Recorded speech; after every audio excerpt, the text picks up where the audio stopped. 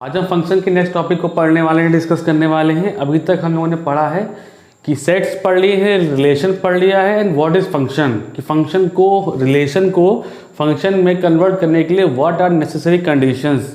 तो अगर आपने अभी तक नेसेसरी कंडीशंस फंक्शन के प्रीवियस वीडियोस को आप देख लें, ताकि आने वाले जो वीडियोस हैं, क्योंकि ये तीन टॉपिक इंटरलिंक्ड हैं, एक के बाद एक चलते रहेंगे।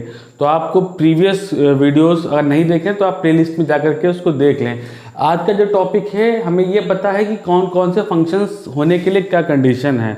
आज हम डिस्कस करेंगे टाइप्स ऑफ फंक्शन की, क्योंकि आपके जो सेमेस्टर में क्वेश्चन पूछा जाएगा वो यही पूछा जाएगा कि ये बताइए किस टाइप का फंक्शन है।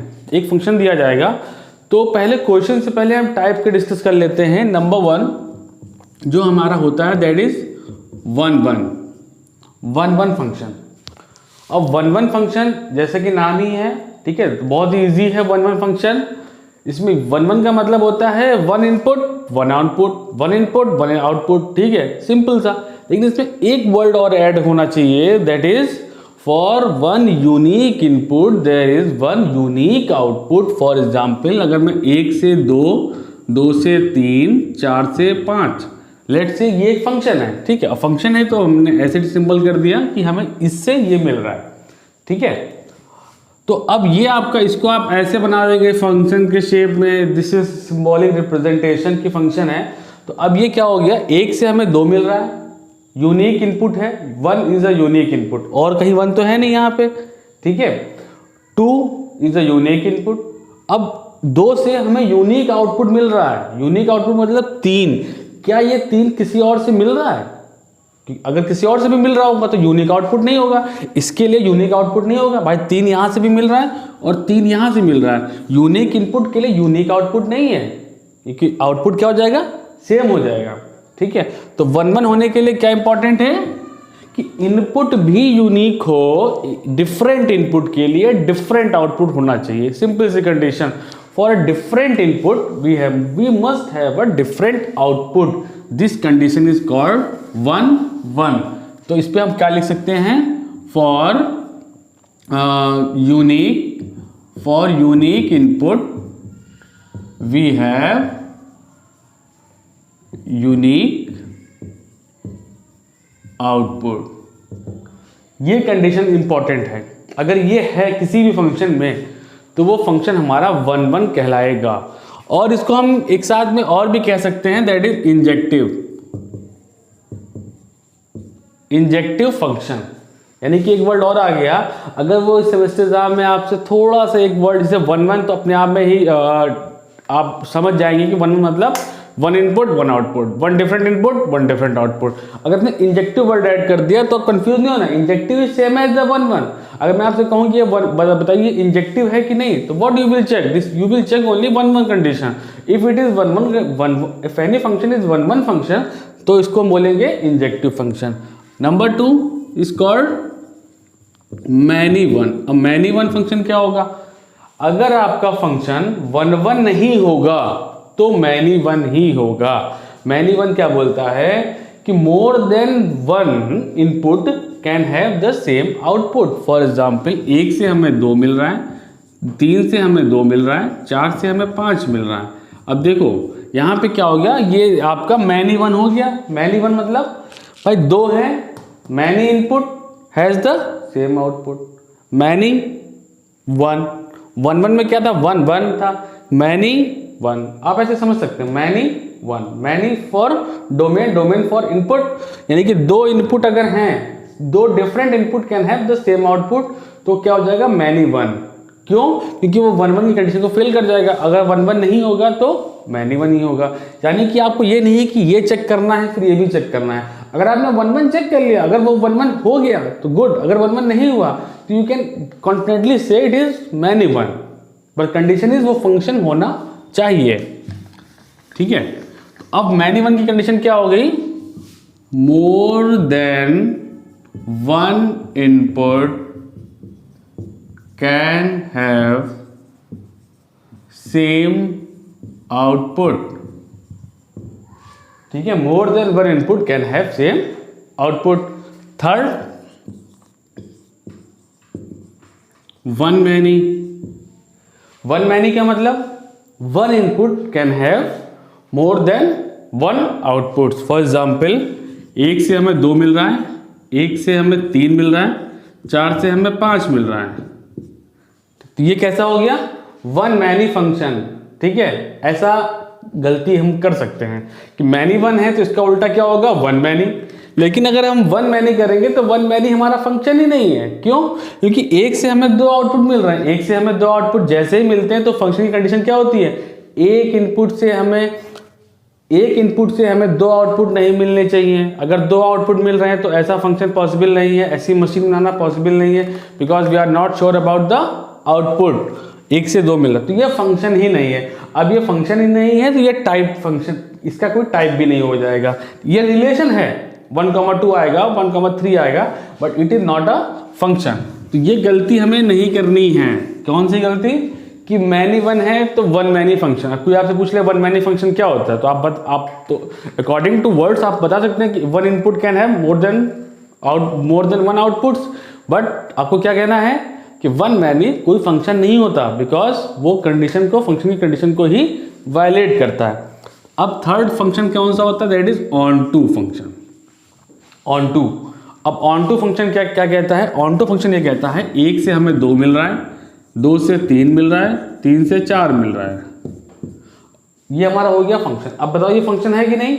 यस, एक इनपुट से हमें एक ही आउटपुट मिल रहा है। ठीक है, एक इनपुट से अगर एक ही आउटपुट मिल रहा है तो वो हमारा फंक्शन है। हाँ, अब वो 1 1 हो सकता है या मैनी वन, इन दो में से एक होगा, 1 1 होगा या मैनी वन होगा, दो में से एक। अब यहां बात करेंगे ऑन टू की। ऑन टू क्या होता है? अब ऑन टू फंक्शन का मतलब होता है कि हमारे रेंज में, ये हमारी रेंज होती है, हमारे रेंज में ऐसा कोई भी एलिमेंट ना हो, ऐसा कोई भी नंबर, ऐसा कोई भी यहाँ पे डिजिट ना हो जो कहीं से मिलती ना हो। फॉर एग्जाम्पल 2 क्या हमें मिलता है? यस, 2 हमें 1 से मिलता है, 3 हमें 2 से मिलता है, 4 हमें 3 से मिलता है। तो यहाँ पे कोई भी ऐसा नंबर नहीं है जो हमें किसी से ना मिले, तो ये ऑन टू फंक्शन हो जाएगा। फॉर एग्जाम्पल यहाँ पे अगर मैं 5 को भी ऐड कर दूं तो अब क्या हो गया? ये जो 5 है, पहली चीज क्या ये फंक्शन है? यस, फंक्शन की कंडीशन क्या थी कि हर इनपुट का आउटपुट होना चाहिए, हर इनपुट का भाई आउटपुट भी है। ठीक है, तो 5 यहाँ ऐसी कंडीशन हो सकती है फंक्शन में। अब अगर ऐसी कंडीशन में क्या हुआ, 5 हमें वो मिल गया जो किसी से हमें आउटपुट नहीं मिल रहा है, फॉर 5 के लिए कोई भी इमेज नहीं है, प्री इमेज नहीं है, तो ये क्या हो गया? ये हमारा ऑन टू फंक्शन नहीं है। हाँ, अगर इस 5 को हम यहाँ लिख देंगे तो क्या हो जाएगा? अब यहाँ लिख दोगे तो क्या हो जाएगा? ये हमारा फंक्शन ही नहीं है, because for this we don't have any output. ये फंक्शन की कंडीशन को ही वैलिडेट कर गया, इसलिए यहाँ पे होने का तो कोई प्रश्न ही नहीं उठता है। यानी कि ऑन टू में हमें क्या देखना होता है? ऑन टू में सिंपल हमें ये चेक करना है कि जितने रेंज में एलिमेंट हैं, आउटपुट्स हैं, वो हमें कहीं ना कहीं से मिल रहे हैं कि नहीं। अगर सारे मिल रहे हैं तो वो ऑन टू है, सारे नहीं मिल रहे हैं तो ऑन टू नहीं है। सिंपल, यानी कि अगर ऐसा है तो ये ऑन टू है, और अगर ऐसा है तो ये ऑन टू नहीं है। बस क्लियर। तो ऑन टू के लिए क्या हो गया? एवरी आउटपुट मस्ट हैव, इसके लिए आप लिख सकते हो every output must have pre image in domain.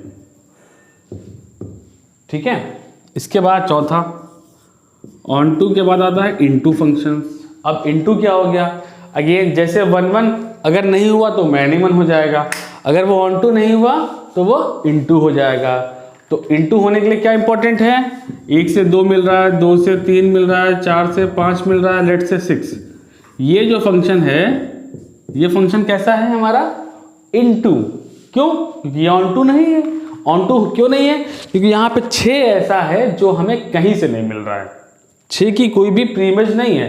तो ऐसा एक एलिमेंट हमें मिल गया कि जिसकी कोई प्री इमेज नहीं, तो हम ये कह सकते हैं this is not a onto function. अब ये ऑन टू नहीं है तो क्या है फिर? तो इसको नाम दे दिया गया इनटू फंक्शन। ठीक है, जैसे 1 1 नहीं है तो वो क्या है? तो वो मैनी वन है। इन दो में से एक होगा, इन दो में से एक होगा। ऑन टू नहीं होगा तो इनटू हो जाएगा। तो इनटू क्या हो गया? एटलीस्ट, सेम चीज, at least one element don't have pre image in domain. Range में क्या होगा, रेंज में एटलीस्ट वन एलिमेंट ऐसा होगा जो जिसकी प्री इमेज डोमेन में नहीं होगी, यानी कि उसके रिगार्डिंग कोई इनपुट नहीं होगा। अगर वो ऐसा है तो वो ऑन टू है। और एक चीज और, ऑन टू को हम कह सकते हैं सरजेक्टिव। ठीक है, ये डिफरेंट वर्ड्स आपके लिए इंपॉर्टेंट है, क्योंकि कभी कभी ना किसी भी कॉम्पिटिटिव एग्जामिनेशन में क्वेश्चन को थोड़ा सा वजन बनाने के लिए अगर आपसे सिंपल पूछा गया ऑन टू क्या है, इन टू क्या है, तो आपको याद है। अब ऐसे वर्ड्स अगर आ गए कि बताइए check whether this function is surjective और नॉट। अब सर्जेक्टिव है, अब सर्जेक्टिव कुछ नया टॉपिक नहीं है। Surjective for onto, injective for one one, यानी कि अगर वो बोल दे check whether this function is injective और नॉट, तो आपको वन वन चेक करना है। अगर वो सर्जेक्टिव पूछ ले तो ऑन टू चेक करना है। यानी कि आपको करना क्या होगा, इन दो में से एक आपको एक ही चेक करना है। एक चेक करोगे, एक हो गया तो ठीक है, नहीं हुआ तो जो बच गया वो वाला हो जाएगा। और एक और वर्ड इसमें इंपॉर्टेंट है, टाइप्स ऑफ फंक्शन में आपके क्वेश्चन में पूछा जा सकता है, दैट इज बाइजेक्टिव फंक्शन। अब बाइजेक्टिव फंक्शन क्या हो गया, बाइजेक्टिव भी अपने आप में कोई अलग प्रकार का फंक्शन नहीं है। जैसे रिलेशन हम लोगों ने पढ़ा था कि इक्विवेलेंस रिलेशन। अब इक्विवेलेंस रिलेशन क्या है आपको पता है, कोई टाइप रिलेशन नहीं है। Equivalence relation is a combination of reflexive, symmetric and transitive. ये तीनों अगर रिलेशन हो जाते हैं तो उसको हमने नया नाम दे दिया, दैट इज इक्विवेलेंस। वैसे बाइजेक्टिव फंक्शन में हम क्या बोलेंगे, अगर कोई फंक्शन हमारा इंजेक्टिव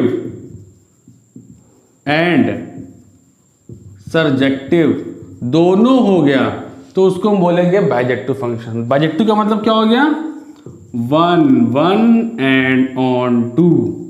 अगर कोई फंक्शन हमारा वन वन भी है और ऑन टू भी है, ये दोनों हैं एट द सेम टाइम, तो वो फंक्शन आपका बाइजेक्टिव फंक्शन कहलाएगा। ऐसे क्वेश्चन आपके एग्जाम में आएंगे। फाइनली क्वेश्चन क्या आएगा कि you will be given a function and they will ask you कि check whether this function is bijective function or not, and for that bijective you have to check कि whether it is 1 1। अगर वो 1 1 है तो आप on 2 भी check करोगे, दोनों हो गया तो you will say this is a bijective function, और अगर दोनों नहीं हुआ तो you will say this is not a bijective function। तो these are the types of functions जो आपके एग्जाम में पूछे जाएंगे। इस पे बेस्ड क्वेश्चन भी आपके एग्जाम में नो डाउट आएंगे। तो क्वेश्चन को हमें कैसे सॉल्व करना है, ये हम अगले वीडियोस में क्वेश्चन को भी टैकल करेंगे।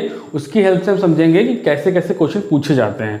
ठीक है, अगर आपको वीडियो अच्छा लगा हो, कंटेंट समझ में आया हो, तो प्लीज़ लाइक एंड सब्सक्राइब ज़रूर करें, ताकि मैं आपको और सारे वीडियोस आपको टाइम टू टाइम देता रहूँ। Please subscribe to our channel for us, for you and all. Thank you.